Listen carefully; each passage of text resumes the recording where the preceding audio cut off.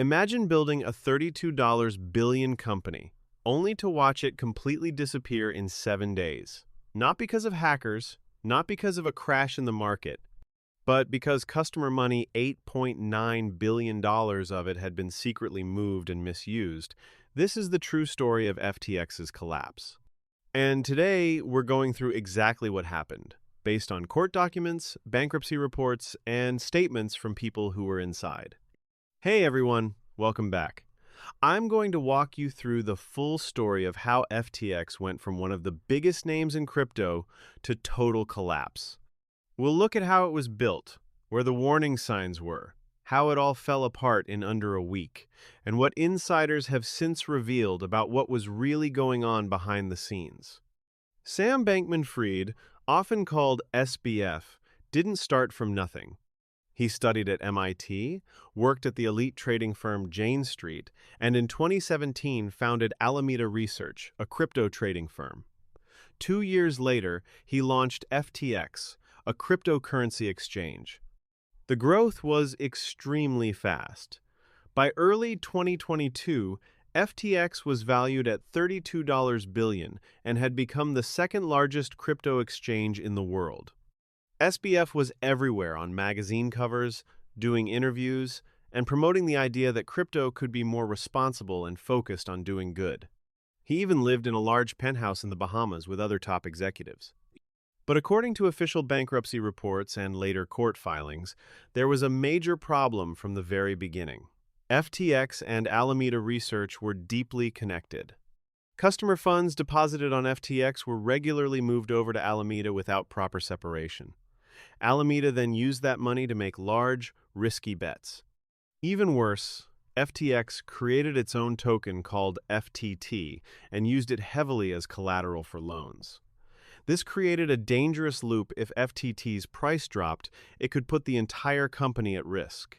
John Ray, the restructuring expert brought in to manage the bankruptcy, later stated in his reports that FTX had almost no real accounting systems or internal controls. On the 2nd of November 2022, a crypto news site published details about Alameda's balance sheet, showing it was heavily dependent on FTT. Just days later, Binance's CEO announced they would sell their FTT holdings. That announcement caused panic. Customers started withdrawing money at a massive rate, over $4 billion in a single day. FTX tried to find emergency funding but failed. On November 11th, the company filed for bankruptcy.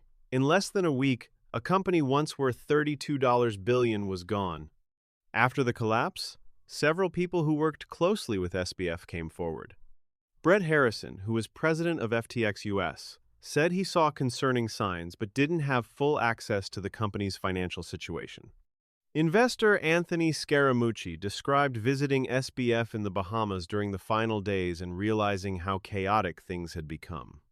Most importantly, John Ray's official reports to the court revealed something very serious. There was almost no proper bookkeeping. Executives had created special code that gave Alameda unfair advantages, and customer money had been used to cover losses and fund other spending. This wasn't just bad management. Court documents later showed it involved the misuse of customer funds on a large scale. Behind all the numbers were real people who lost money. Some lost their entire life savings. Many had trusted FTX because it looked professional and had big celebrity endorsements. On the 12th of December 2022, Sam Bankman-Fried was arrested in the Bahamas. He was later extradited to the United States, where he faced multiple charges related to fraud. The bankruptcy team, led by John Ray, has since recovered a significant amount of money. However, the process has been long and difficult for customers. The bigger takeaway is clear. Even in fast-moving industries like crypto, basic rules still matter: separating customer money, having real accounting systems, and proper oversight. FTX showed how quickly things can go wrong when growth and image are prioritized over basic financial discipline.